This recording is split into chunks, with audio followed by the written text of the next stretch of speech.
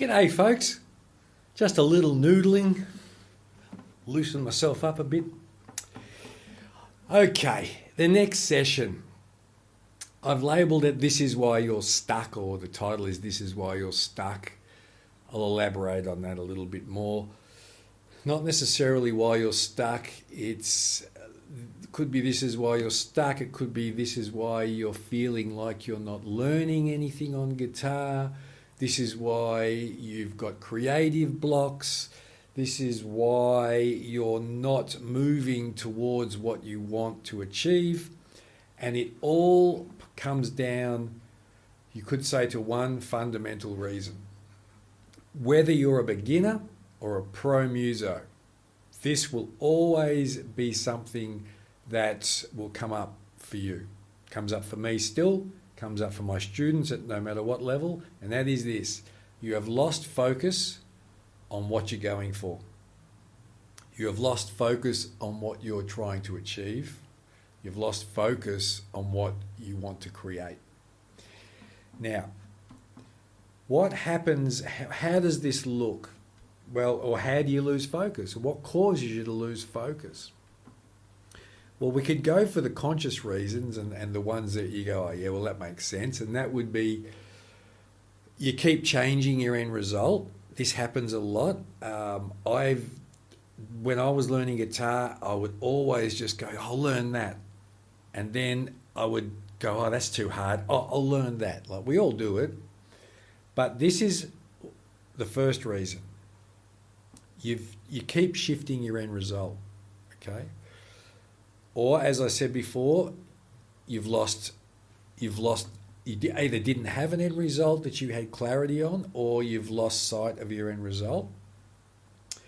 You've lost inspiration, and you've lost the momentum that was driving you towards that end result. And that's a really big one, because a lot of the time it doesn't become consciously clear why we've either lost sight of the end result, why we've given up. You know, these things are all unconscious. They sit in that unconscious part of us, and they get reflected, or they come up through frustration and through change. As I said, we change the target because we don't believe we're capable of getting it. You might be, I want it now. And all of those things just put a halt to your learning, to your creativity. They just stifle us, really. And it happens to me all the time. And as I said, it happens to students all the time. And how I fix that within myself and how I fix that with my students is this. When you're going to learn something, and we'll do it from a beginner guitarist perspective firstly, and then I'll move on to pro muso and how this can help pro musos out there. When you're a beginner, I get my students to do this. What is the end result you're going for? And when you're a beginner, you actually have more momentum as a beginner, because everything's new and interesting, and that becomes your momentum and your inspiration, okay? But when you're a beginner, you need to have a clear idea of your end result. Okay, now that might be, I'm going to learn my cowboy chords or scales or something like that. But you have to have, firstly, a very clear picture of what it is you want to learn. Okay, now that comes out of a workbook, or a teacher will tell you this is what you need to learn. So, okay, you've got the end result. But this is a part that a lot of people don't get. You also have to have clarity on exactly where you are now, in the here and now, in relationship to getting that end result. How else could this look for a pro musician? You might be going, I want to compose and create a song in a completely different style that I'm used to. And that's your end result. So, okay, I'm a blues guitarist, but I want to learn I'm going to write a jazz song. Okay, that's your end result, great end result. Now, if you have no idea how jazz is created, or your jazz chords, but you go in going, I think I know my jazz chords, then you haven't got a true sense of current reality. So you see, in relation to what you're going for, you've got a grey area. Now, the more clarity you can have on both of those polarities, we'll call them, your end result and the current reality in relation to that end result, then the more information your brain will give you to reach your end result, and the more momentum you will build in getting there. So they're the two things you need to really move and learn or stop being stuck. The polarities are the number one thing. Secondly, you need a reason why you're going for this end result. And this, where it's called momentum, is inspiration. If you're trying to learn something, an end result that you actually are not interested in, you are going to find it really difficult to attain that end result. It becomes a real discipline. And if you're like me and you don't have very good discipline, you'll probably just give up. So you need to be looking at, well, am I inspired? It might be difficult to attain, but if you're inspired, inspiration keeps you focused on your end result. But when you lack inspiration, or that inspiration is gone, you start to question yourself about, maybe it wasn't that end result that I wanted. And this is a biggie. Shifting, as I said before, when we keep shifting end results, we actually will do this. We've all done it. I'm sure you've done it. I do it a lot. I want that. I've run into difficulty. I want that. Oh, that's difficult. I want that.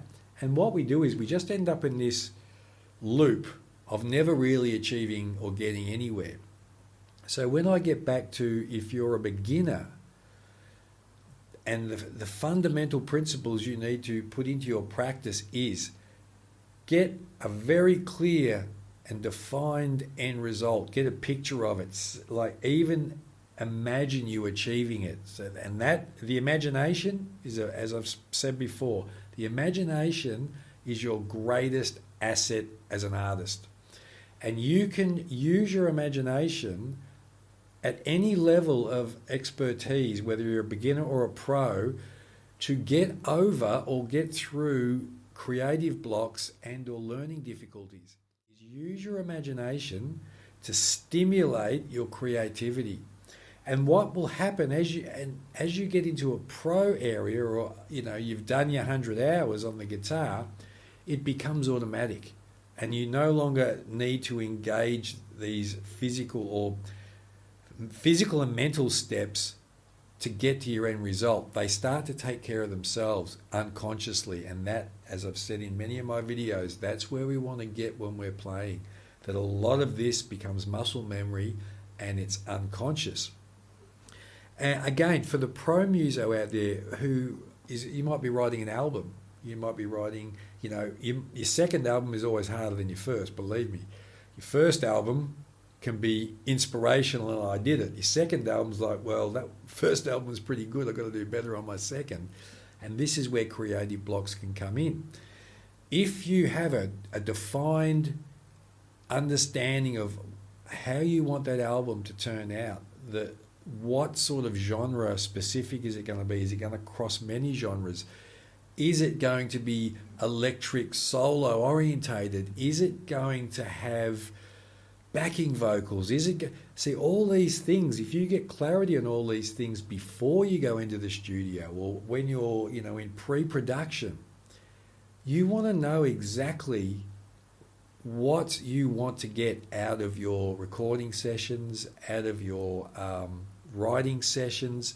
And the more clarity you have, or your band members all work together and have a single defined outcome, you are going to gravitate towards it. There's only two ways you can go. You will either give up, which is resolving tension and not moving towards your end result, or you will move with tension towards your end result and you will attain it. There are only two possibilities. You will give up or you will get it. So in your practice and in your songwriting and in anything you do, have a true, clear, defined outcome and where you are in relationship to that outcome.